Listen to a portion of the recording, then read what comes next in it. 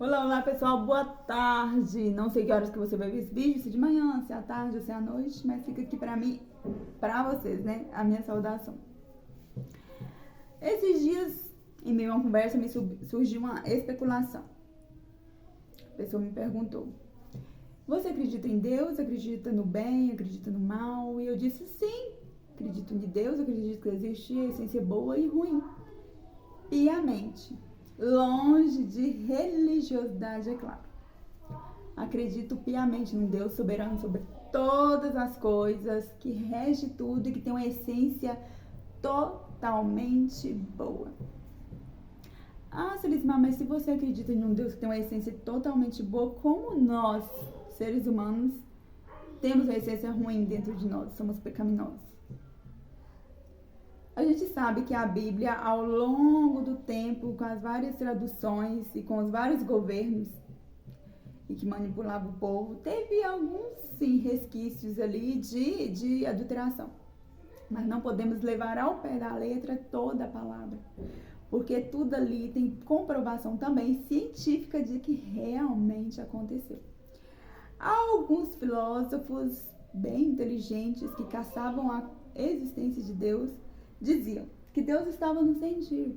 Já outros diziam que Deus estava no pensar. Outros, nem depois de tanto procurar e não achar, não queria mais opinar. Dizia, eu só sei que nada sei. E muitos desses talvez não estivessem errado, a partir do momento que, agora na atualidade, há um tempo para cá, existe aqueles que confirmam que tudo é energia, e se Deus é soberano sobre todas as coisas, Ele também é soberano sobre a ciência. E se tudo é energia e nós somos vibração, somos o que vibramos, não está errado quem diz que Deus está no sentir ou no pensar. Se o que pensamos, sentimos e vibramos e atraímos, talvez eles estivessem certos na procura. Só não soubessem explicar. Como os que chegaram agora há pouco tempo e complementaram a teoria. Aí a pessoa me perguntou, se eles matar, mas se Deus é totalmente bom, por que o ser humano é ruim e o ser humano foi criado por Deus? Como tudo tem um início, existe um início de tudo, da história. Antes Deus, o ser superior, o criador de todas as coisas, tinha o seu reinado, seu primeiro reinado, fora os outros vários. Nesse reinado, ele com os seus seres angelicais. Esses seres possuíam poderes extremos, mas todo o seu servir era delegado a Deus. Eles não tinham livre-arbítrio. Um desses seres se rebela contra a vontade de Deus e questiona: por que tem que ser assim e não pode ser assim? A tão famosa rebelião do anjo caído, Lúcifer. Estipular, né? Algumas pessoas dizem ser Lúcifer, outros dizem que que não tem o nome de Lúcifer, mas a maioria das pessoas conhecem a história como Lúcifer. E então esse ser, ele cai, mas ele leva uma terça parte que ele convence. Esse ser, como eu disse, ele tem poder extremo, mas ele não tinha um livre-arbítrio perante ao ser supremo criador. Esse ser supremo criador, depois da queda desse filho porque foi criado por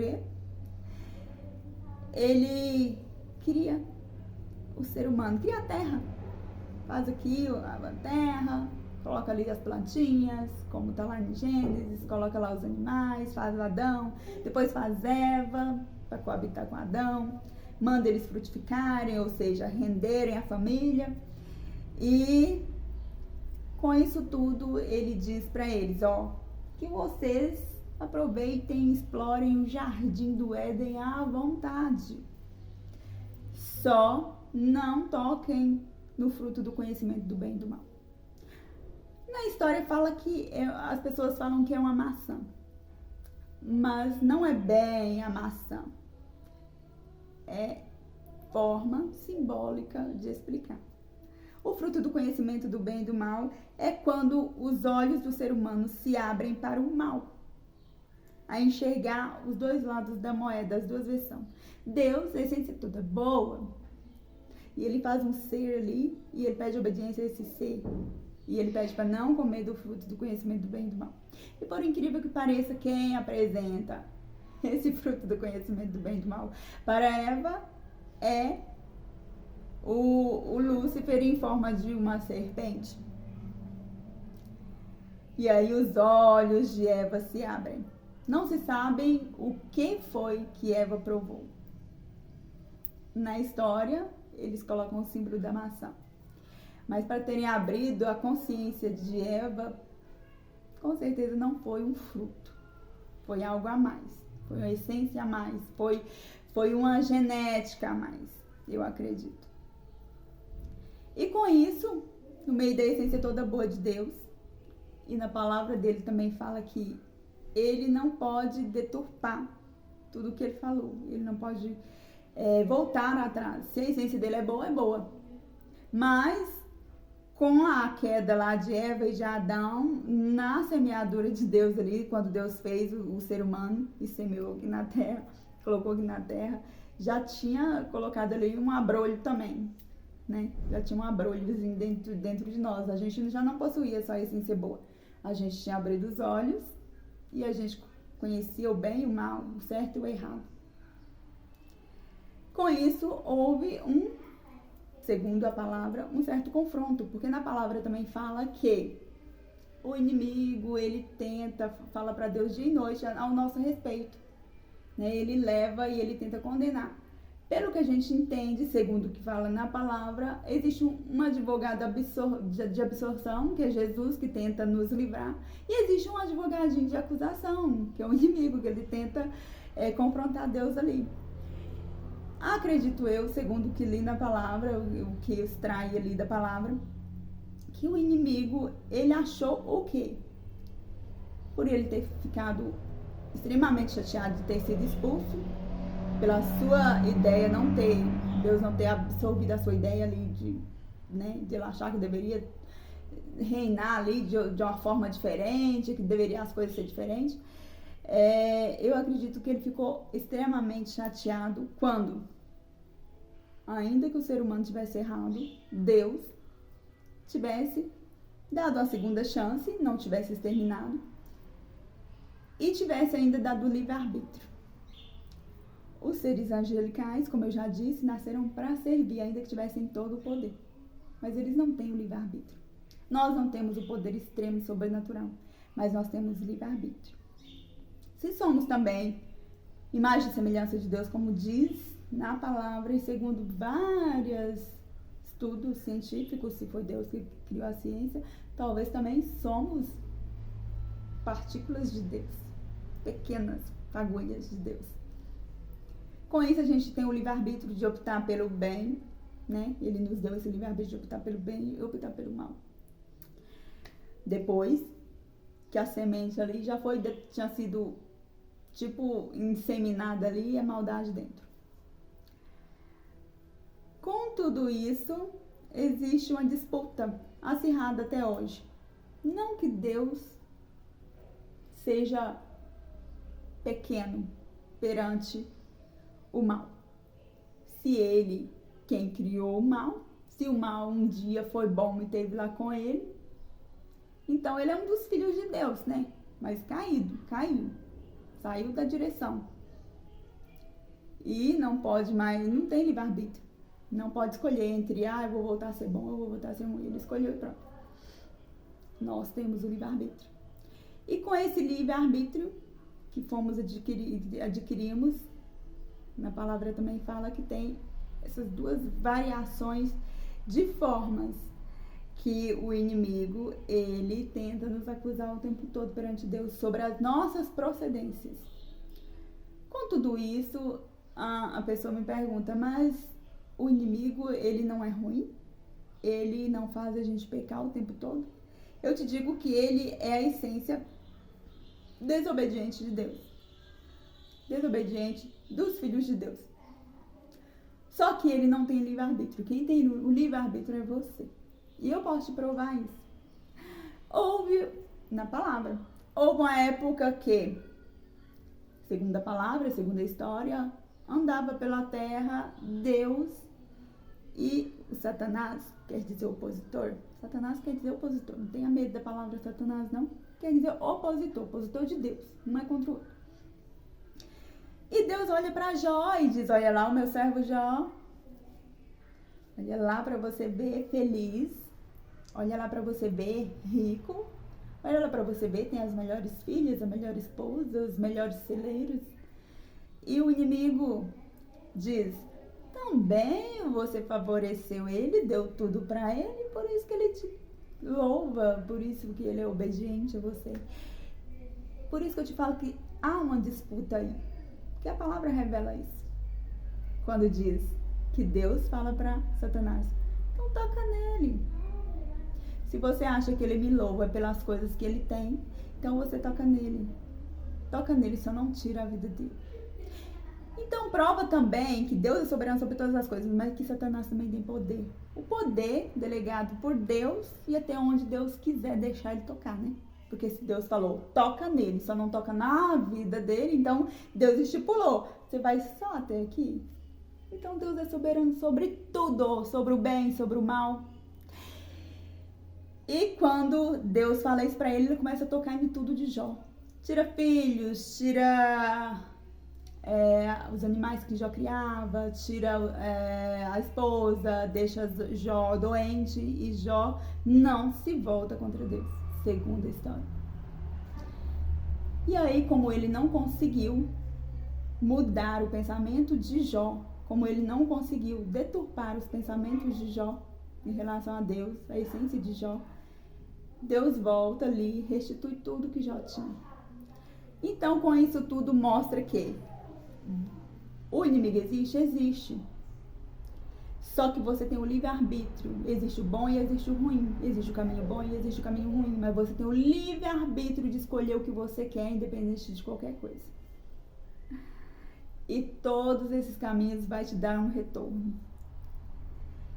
E que quando você escolhe o bem, o mal, infelizmente, ele não pode te tocar. Ele só pode ir até onde talvez Deus permita. Por que Deus permite? Não sei. Não sei. Se é uma disputa entre os dois, se nós estamos aqui e nós somos essa experiência, como que a gente pode saber o porquê, né? Então, ouve isso. E outro trecho da Bíblia também fala que Deus, na sua essência boa, ele é bom. Ele não pode fazer. Tem gente que fala, Deus vai te tocar. Mentira, Deus não toca em ninguém. A essência de Deus é toda boa, toda pura, mas ele permite.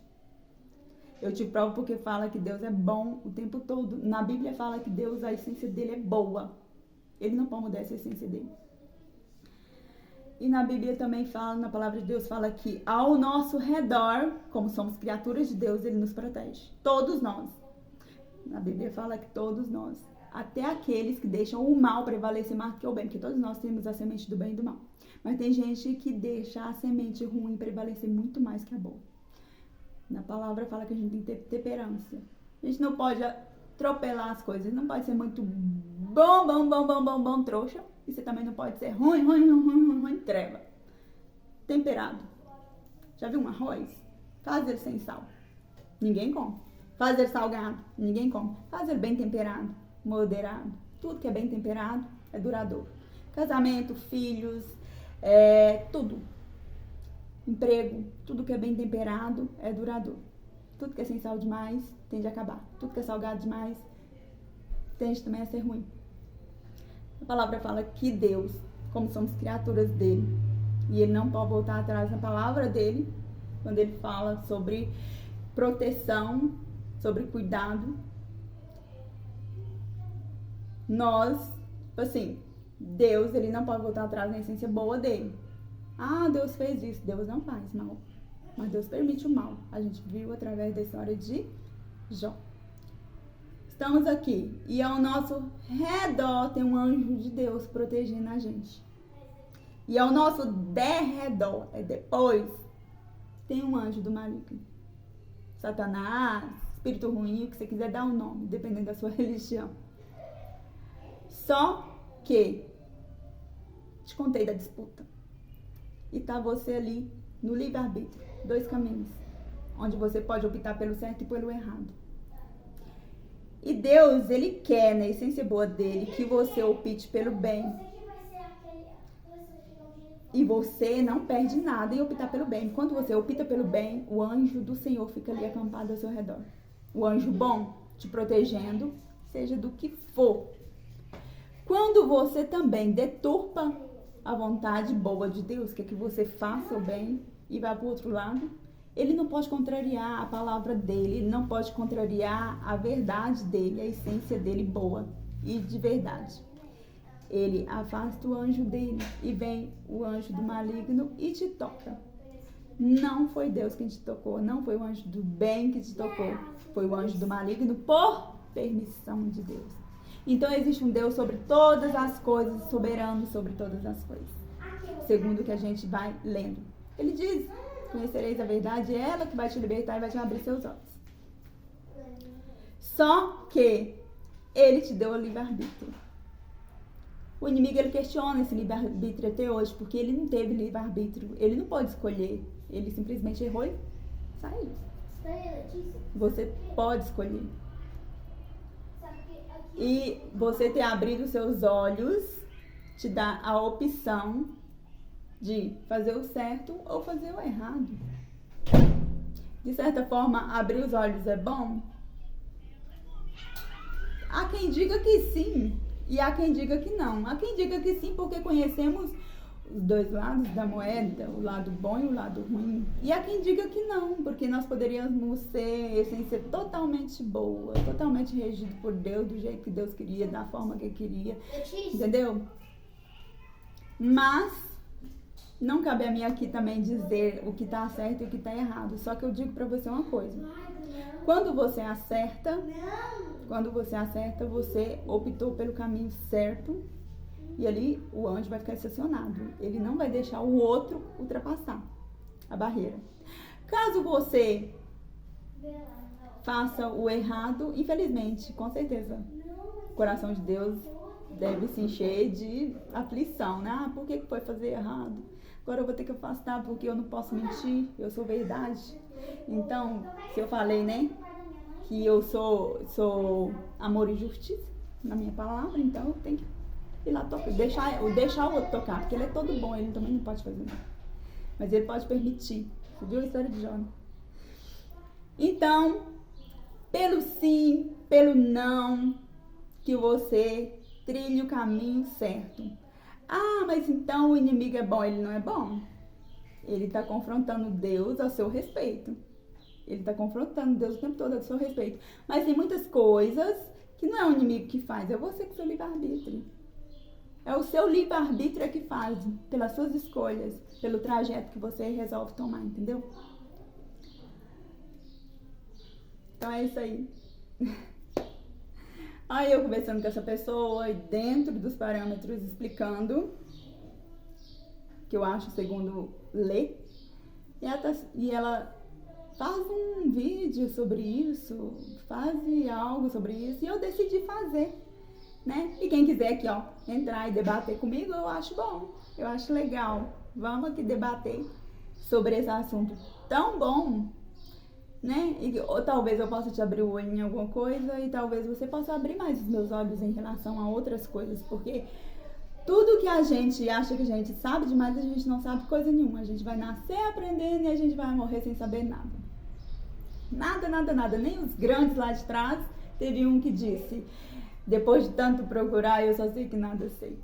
Mas, segundo o que a gente vai estudando e construindo uma coisa aqui e outra acolá, segundo as histórias, a gente pode ir formando as nossas opiniões e debater sobre elas. E eu tô aberta aqui a debater com você.